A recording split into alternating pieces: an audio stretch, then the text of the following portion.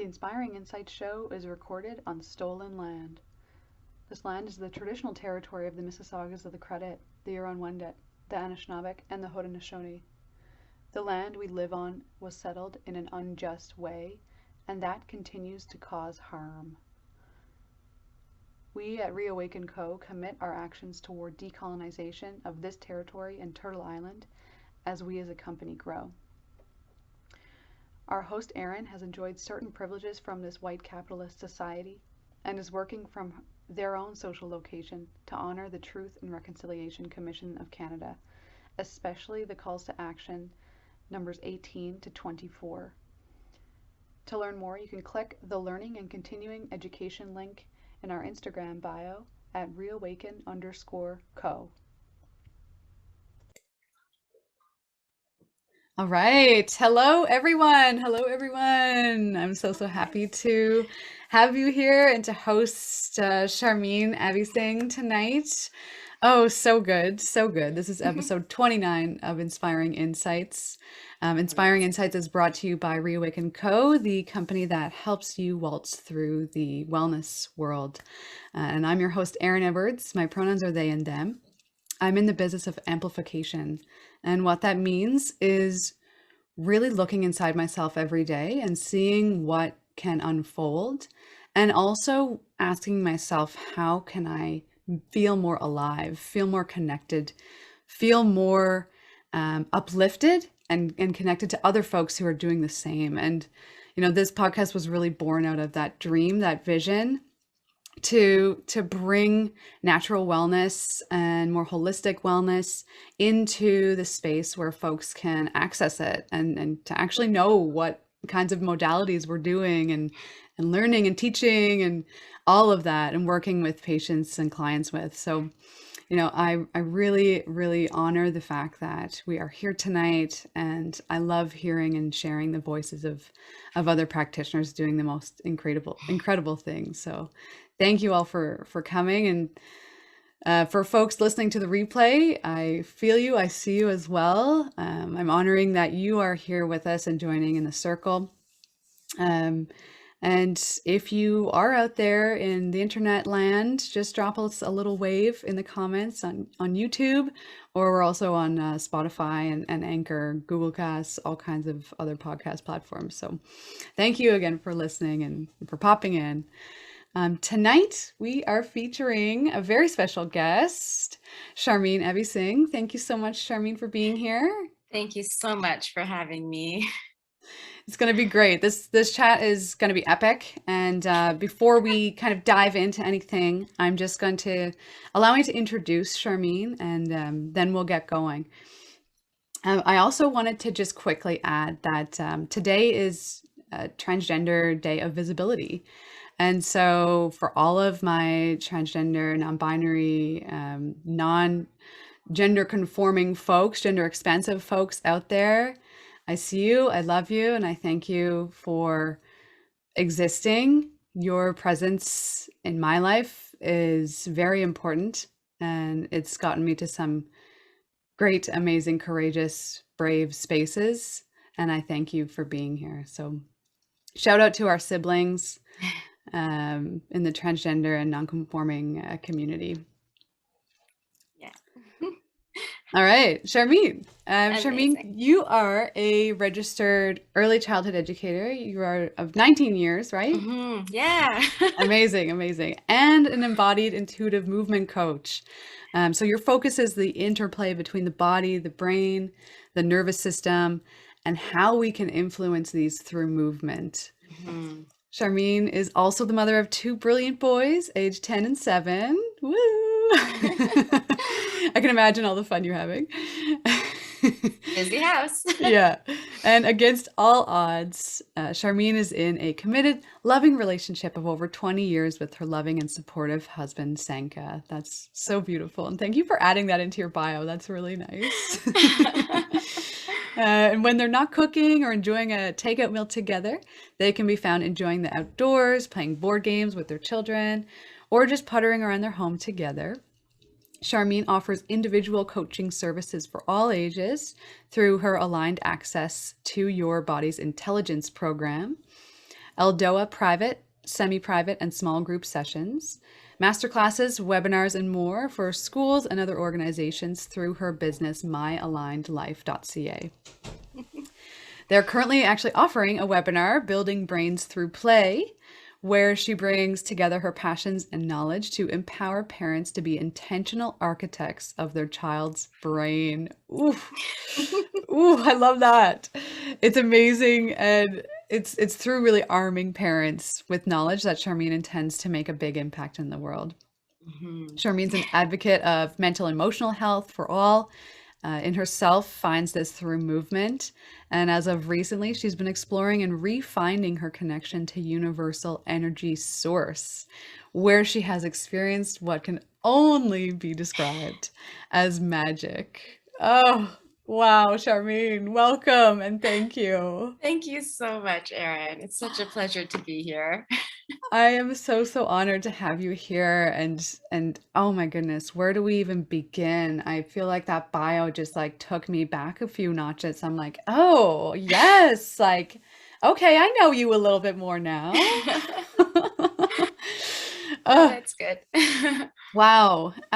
Maybe let's start with, I mean, I'm curious a little bit more about your own journey of transformation, and even in your bio you mentioned that movement plays a huge role for you in terms of your mental and physical health. So maybe let's talk about that for a little bit. Yeah, I guess we could start in the way beginning where I actually was a certified couch potato. Oh, preach. um all my life, like I was very unhealthy. I was thin but not strong. I was not healthy in terms of what I was putting in my body. Very little movement, and no even like consideration or thought that I should be moving. Like it just wasn't an option. And then after I had my second child, I wanted to lose the baby weight, and um, something shifted in that time where it shifted from simply wanting to lose the baby weight so I could fit into and feel like myself again to holy crap, I am strong. I don't Mm, have to ask my husband to open the jar of pickles anymore. Like all these little things. And I found this confidence that I never had felt before. And as an adult, it was very empowering, very different for me, and a little bit scary as well. But it was almost like this emerging of like coming out of this cocoon because all of a sudden I could do things. yes. Yeah, so that got me going. And then I found this modality called Aldoa Hmm. and started going to those classes. And I had no idea about trauma or somatics or emotions in the body. I knew about development, I knew about brain development, I knew about integration and learning, but I never really knew about the other piece of things. So through this Aldoa method, I remember being in class, and the first couple of classes were fine, and then I kept going because it's pretty addictive, the feeling that you get. Mm, And I kept going, and I would start to have these moments where I'd be in the posture and I would start to cry. And sometimes I would just cry and not have an idea of why I'm crying. And other times I would cry and have like these flashbacks of traumas that happened in the past, instances or words or faces, things like this. mm. And so I had no idea what was happening. So one day I had this, I'm going to say it's like a breakthrough. Um, I was I was in a posture. I was in the middle of it was a full class, and I was in the middle of a posture, and the tears started coming. I'm like, yeah, here we go again, right? But then they didn't stop, and then they got bigger, and then they got bigger, and then I started hyperventilating to the point I had to leave the class.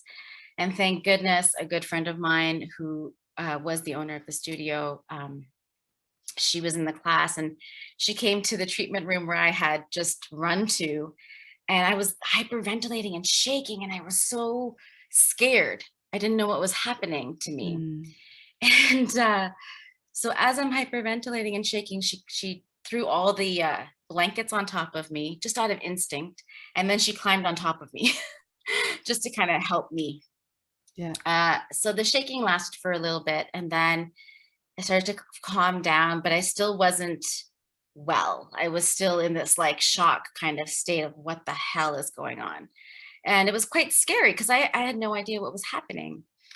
So that was a Sunday. And I felt like complete, I don't know if we can swear, but complete shit in this. Yes, you're allowed. So I felt like complete shit. I felt like like you've got that Eeyore from Winnie the Pooh where he's got that cloud over his head. And I'm just like, oh my God, why is the weight of the world on my shoulders? I feel like I'm going to die. What the hell had happened Yes. to me? Yes. So for 3 days, I walked around like that. And then Wednesday, I woke up and my feet didn't touch the ground. And I was radiating and just this so happy. It was ridiculous, to the point I remember around noon, I was touching my face. I'm like, I had my hands on my cheeks saying, my cheeks are hurting so much because I can't stop smiling. Why am I so happy? So, of course, being the curious person I am, I went and found the science of why movement did this to me. And I came across the work of Stephen Porges of polyvagal theory, and Peter Levine's somatic experiencing, Gabor Mate, Bessel van der Kolk, Dan Siegel, the trauma community and the somatic community. And a lot of the things that I was learning, it just made so much sense because of my development background, because I know human development. It was just like, oh, updating and adding on and bringing in other things. So once I felt that, once I understood that, oh, I just released all these emotions that I had never even thought that were still in my body, I knew that I had to share it with everybody else. Like I knew the world needed to know about this. Oh my goodness. Wow. Okay, hands up, everybody. If you are thinking of that moment, maybe in your own life when you're like, oh, I wonder if this will ever get processed. Mm, Yes. Thank you so much, Charmene, for sharing that. It's wow.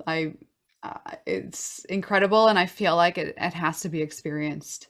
Really. it does. It really does. Yeah, it because it's on so many different levels. It's very hard to actually talk about it, but we'll try. Yes. Yeah, thank you for trying. It's how it goes. Okay, so Aldoa, Mhm. Embodied Intuitive Movement, Sharmeen. Where do Mhm. all of these things meet? How can these things help others? Yeah. So, embodied intuitive movement.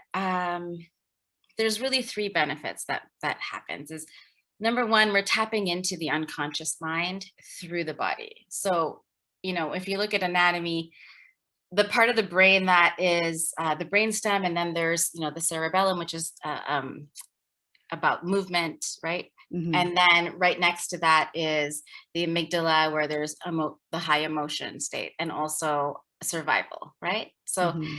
this part of the brain is very old, right? We've evolved and we've had, and we keep adding on to our brain until we got to this like prefrontal cortex, which is right at the top, like near your forehead, right? Hmm. The upstairs brain is what it usually is referred to as. So tapping into the unconscious through the body and through movement, to me, the unconscious mind and the body are closer, like they're best friends, as opposed to talking in the mind or in the unconscious mind, or some other things in the unconscious.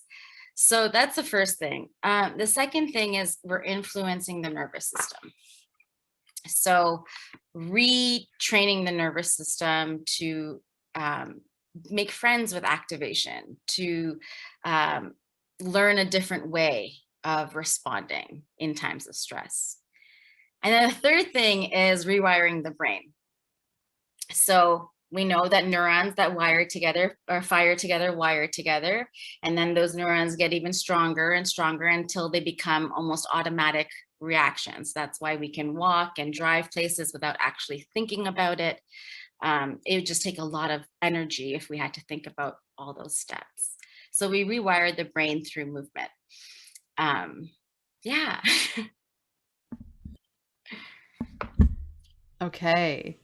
I get that. So the three kind of main Mhm. focuses. And then if I was someone who, didn't know that I might need Eldoa, what would that look like? So I'm walking down the street, I see a sign, for Mhm. mylinelife.ca. Why would I even be called to that? A lot of folks come to the Aldoa method because of back pain. So Aldoa was Mm, created by a French osteopath, Guy Voyer, and he created the method because he wanted to find like the reason why back pain was becoming such a problem across the world, and why with all these modalities it was still not being cured. It was just like treating the symptoms. So he wanted to figure out how can we like resolve this. And osteopathy, in the world of osteopathy, there's a huge belief that the body already has everything it needs to heal itself, which I completely agree with. amen. Yeah, we're all born with that, right? And so he created this modality, and it actually does create space in the joint segment. So it'll create space within the spinal segments that we're working. But it also is global. Um, the way that I use Aldoa in my coaching program is really dependent on the person.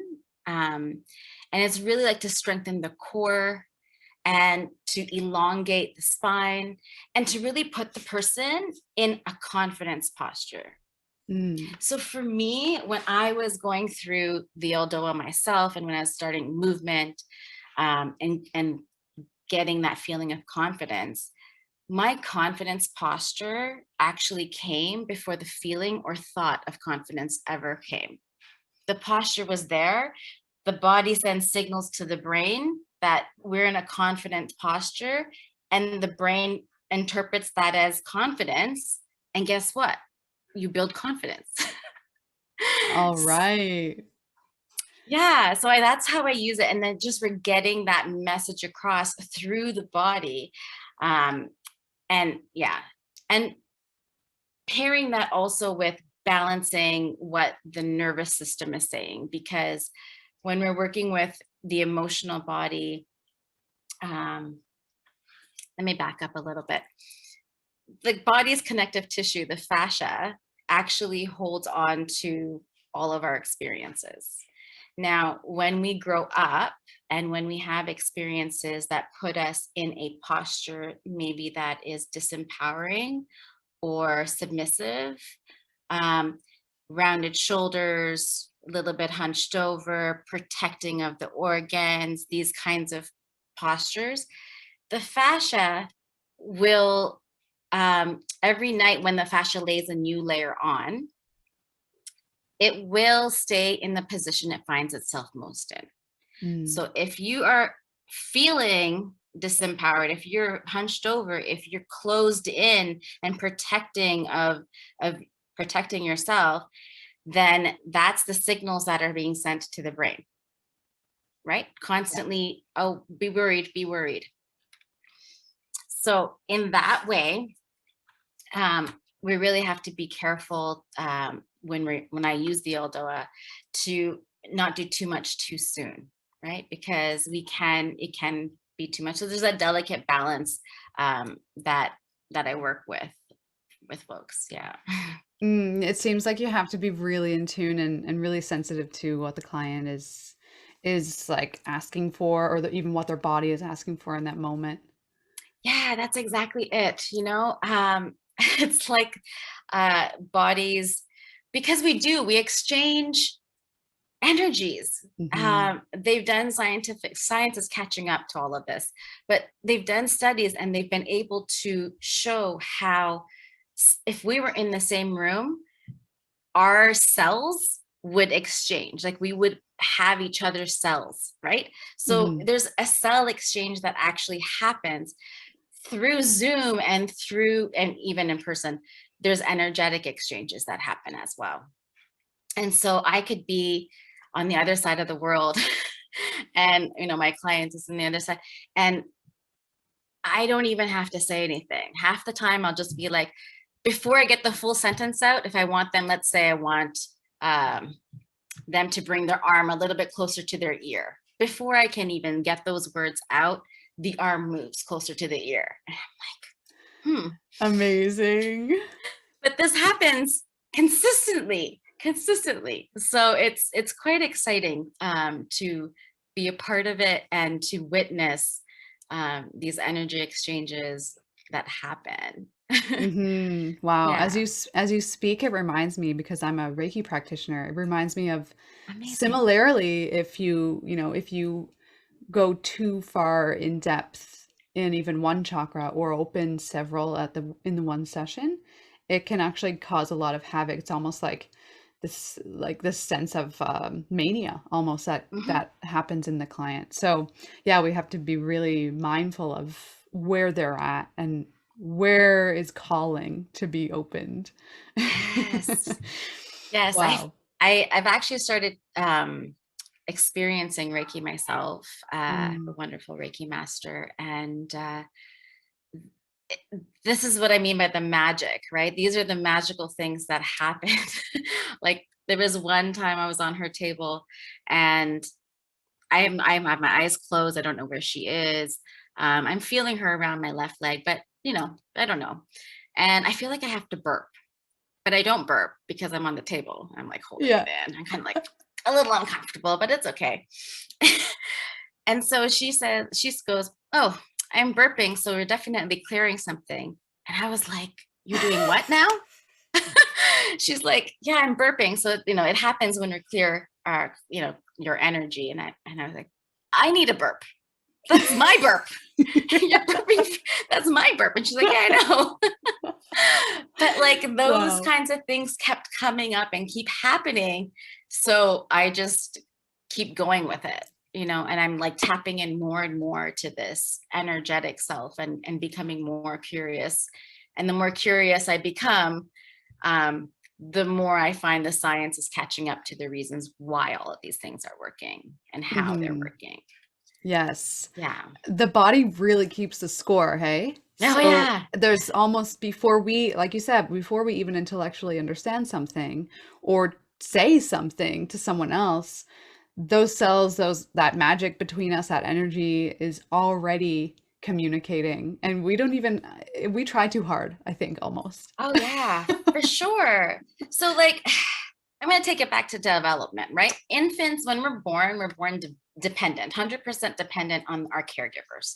Mhm. Now, how do we, as an infant who doesn't necessarily communicate, how do we keep ourselves alive? The first thing that we do is we learn how to read the social cues of our caregivers. We learn how to read their energy. We feel it, we absorb it, and we learn how to read their social cues. What is this? What does this smile mean? Is that like what happens when smile happens? What happens when frown happens? These connections happen in the brain from birth. So that's one of the things that, yeah. Oh my goodness, yes. There's so much connection. Yeah. Since we speak or we're on this topic of Aldoa and we have this live audience in the room, can you give us maybe a taste of Aldoa and what it's all about? Maybe.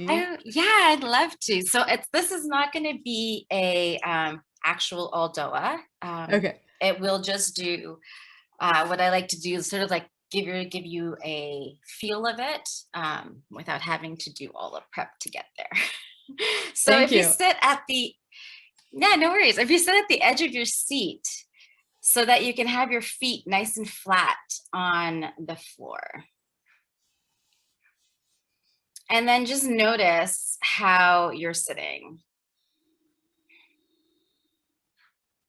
And then just start to push your feet into the ground. just push your big toe in, followed by all the other toes, the ball of your feet, the heel of the foot, and just push it into the ground.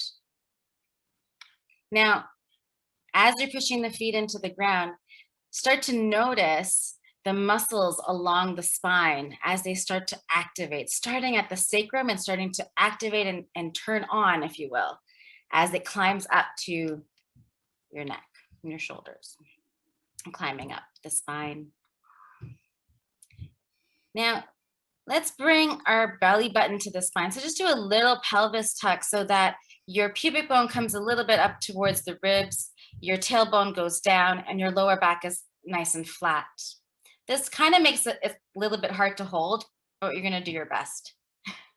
Now you're gonna bring your arms out in front of you, about shoulder width apart, palms facing forward, fingertips to the side of the room. Good. From here, we're just gonna slowly, centimeter by centimeter, just bring the arms up towards the ceiling until the palms are at the ceiling and the fingertips are to the side of the room. Really flexing at the wrist. Good. So you really want basically the wrists at the ceiling, fingertips to the side, and reaching up. Keeping that lower back nice and flat, and breathing. Keep pushing the feet down into the ground and have the oppositional force of bringing the arms up even more to the ceiling.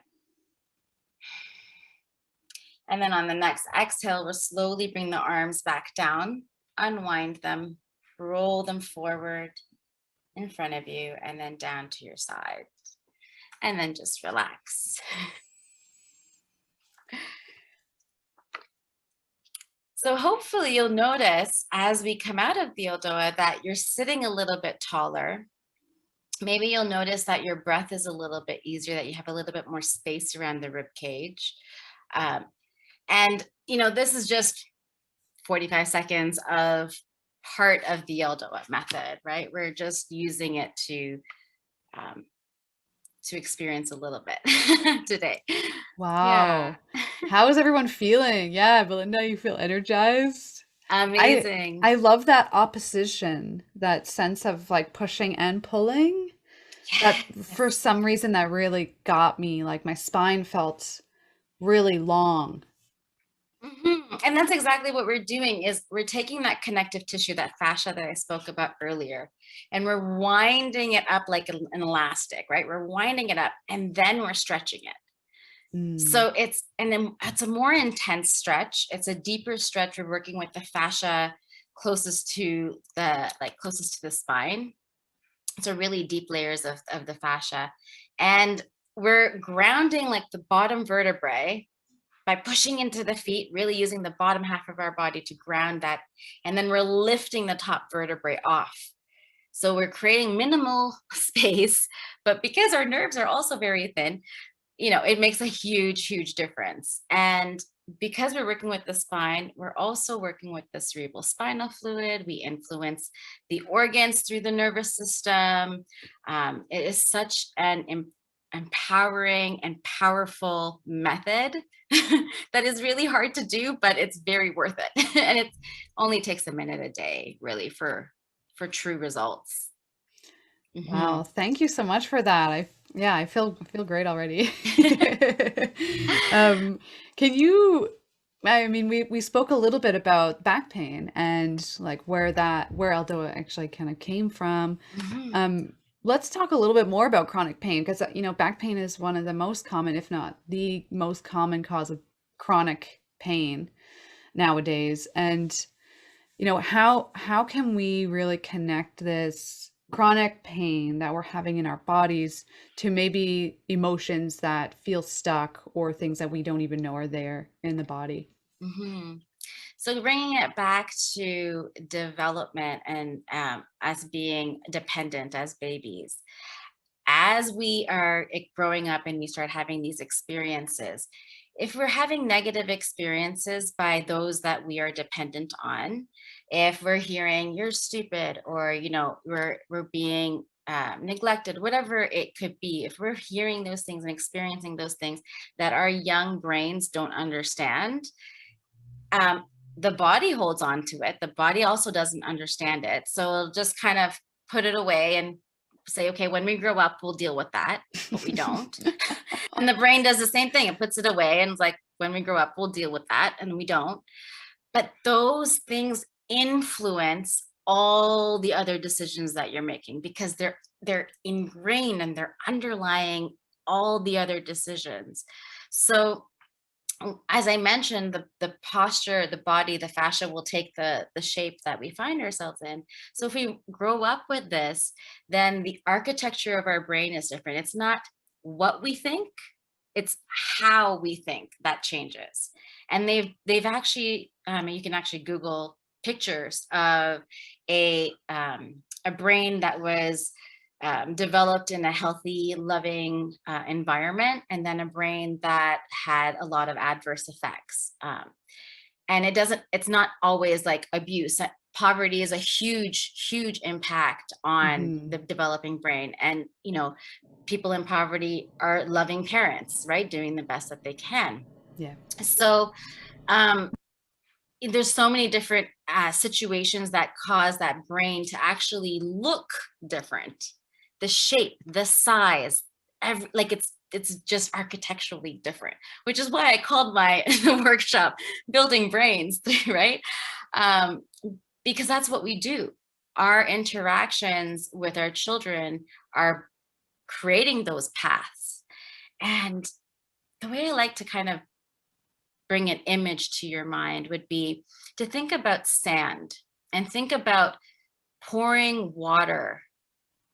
Think about how a little stream starts, and it's pretty shallow at first, right? And you're like, I don't know. But as it starts to continue, that stream not only gets deeper, but it also gets wider, right? And that's sort of the same thing as the pathways in our brain. As we have these experiences, they get more solidified, they get stronger. So in order to change any habits, ways of thinking, responding, any change is going to take time, 3 to 6 months minimum, because we have to create a path for the water to go in a different way. So we're trying to create that path when it's so used to going that way. So the new path is not as deep. It's not as easy. They have to be intentional about making that turn and going there, right? Yes, totally. I hear you on that so deeply. I resonate with that sand analogy so well, because we've all been there, right? We've all been to the beach. We all see that river coming down, and we see how it's really carving the way. And that's exactly our own habits, our behaviors, our actions, our thoughts.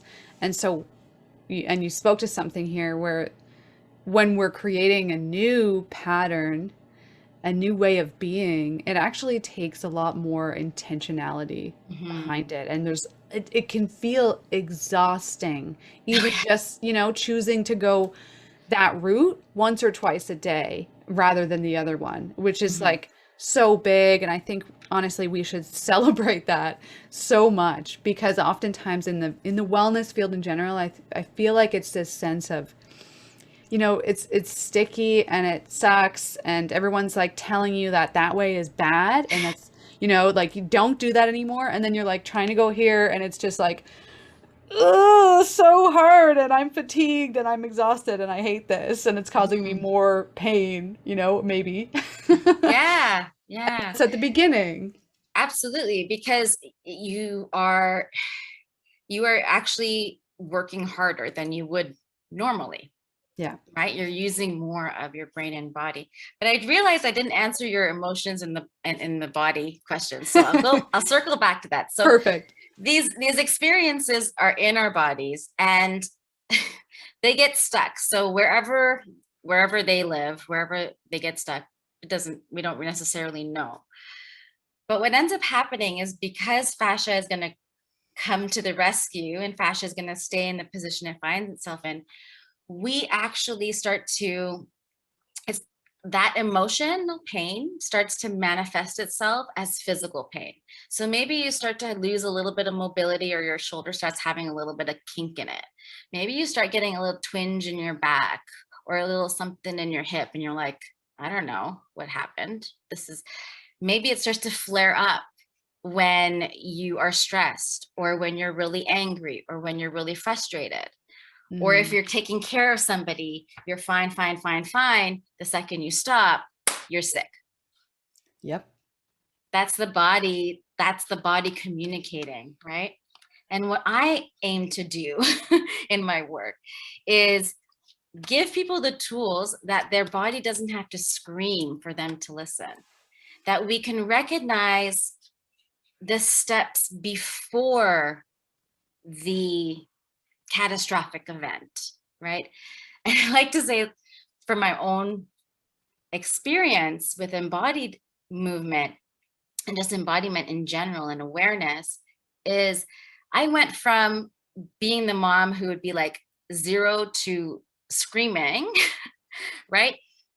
Ignoring all the other things that were happening before the screaming, right?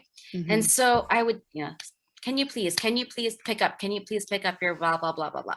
And just nag, nag, nag. And then I'd be like yelling, how come you're not listening? How come you're not picking it up? Whatever. Now, instead of yelling, I will say, can you please pick up whatever? And then we'll notice that I'm starting to get frustrated. So I will say, I am getting frustrated. My body is starting to get really hot. My hands are starting to feel really sweaty. My stomach I'm starting to feel really fast inside. I'm getting I'm reaching my limit.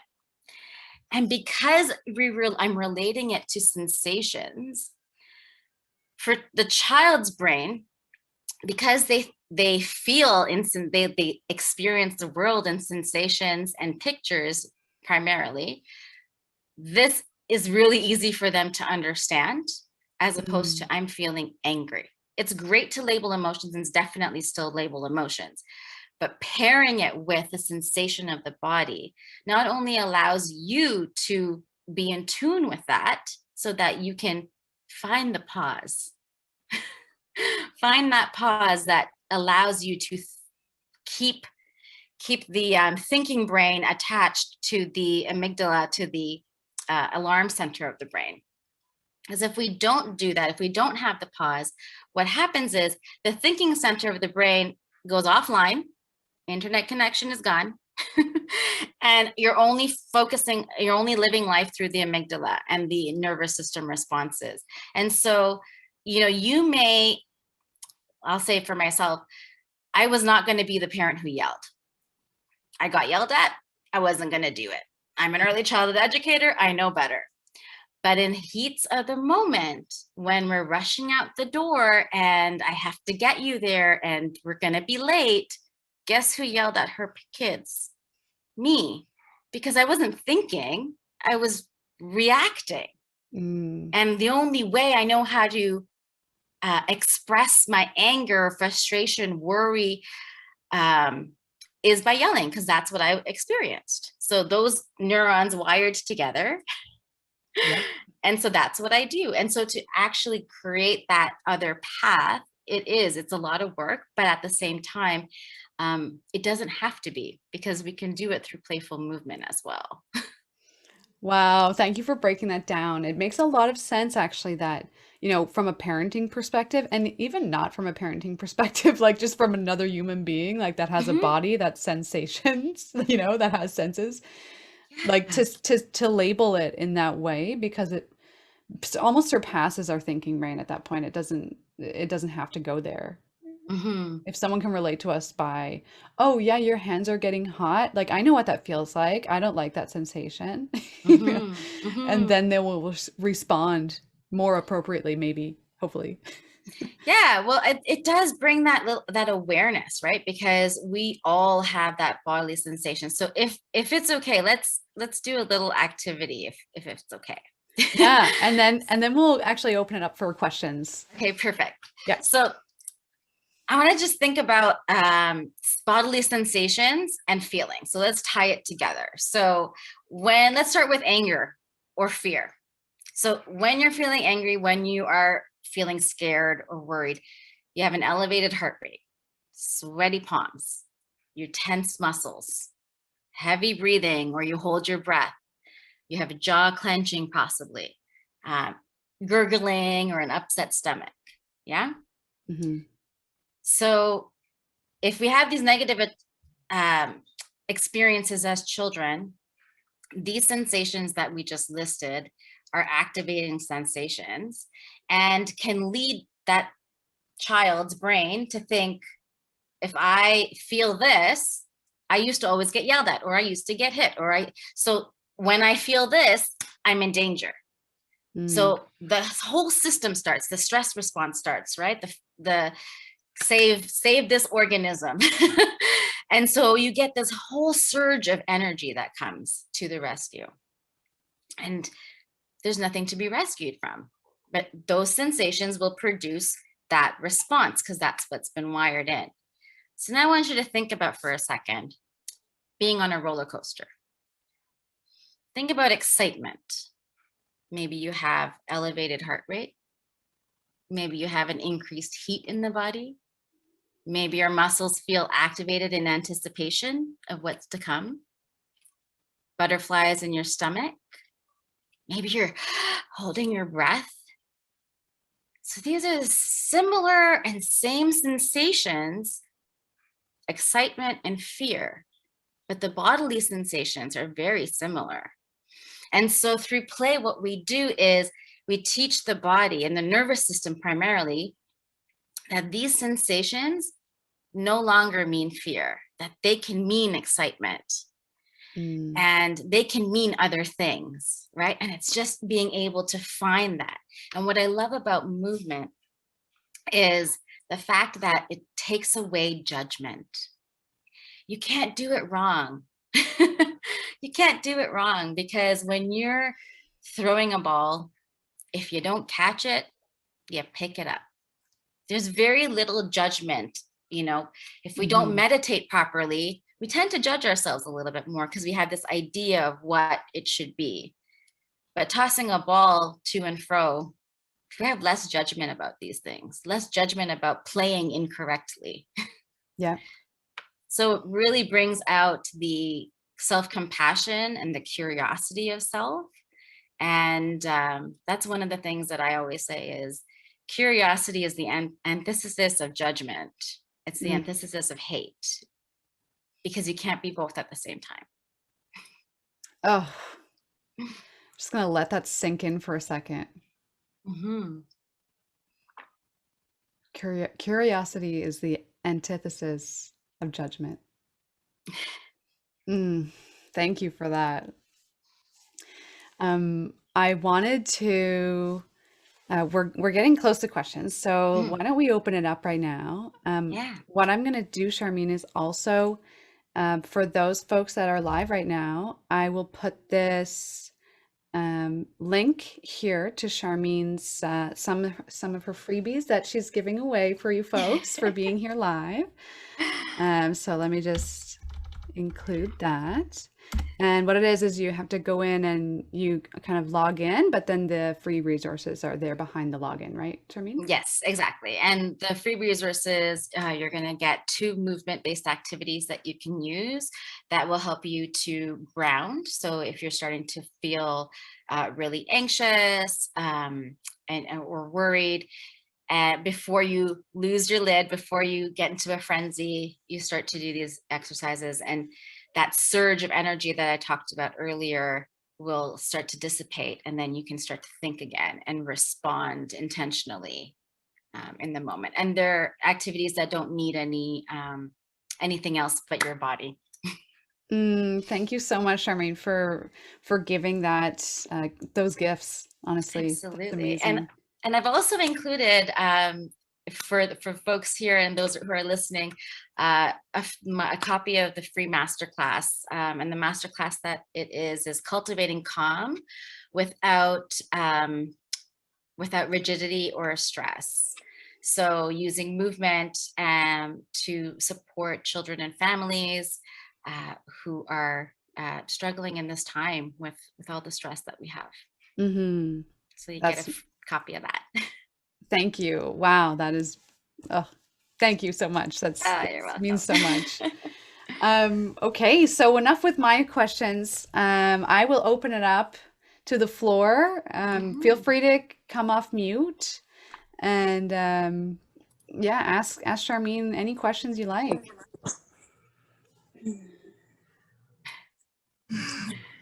I'm just still, hi, it's Belinda from Toronto.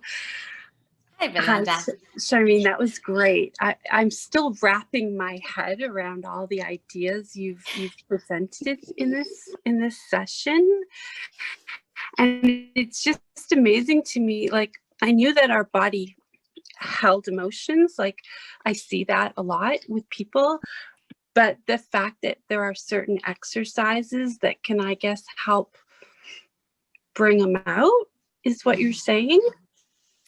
Yeah, we can use movement to dissipate that surge. And then particular movements, the way that we use them, we can use them to integrate those experiences that haven't been completed. So if we think about stress as a cycle, a beginning, a middle, and an end, when we are chronically stressed, we're not reaching that end of that cycle. So we're getting that surge of energy, and then somewhere between receiving that surge of energy and completing it, it gets interrupted and that cycle gets broken.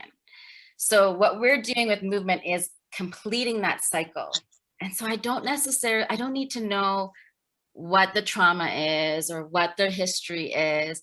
It's really just body to body. What does your body need right now in order to feel safe, in order to feel seen, in order to feel supported by yourself and feel strong and empowered? And a lot of this has to do with our posture. A lot of it has to do with posture because we're constantly sending messages from the body to the brain. And one little fact, because I'm such a nerd, the fascia, the fascia actually has 6 times more sensory receptors than the eyes, than the cornea. So there's a ton of information being sent constantly to your brain. Yeah. So wait. Wait, okay, Yes. that just went into my intellect.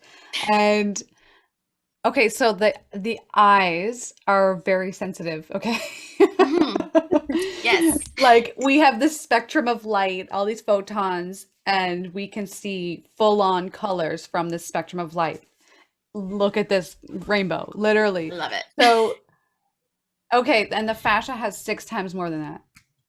That says a lot. That says a lot to intuitive energetic medicine in general. So thank you. Yeah.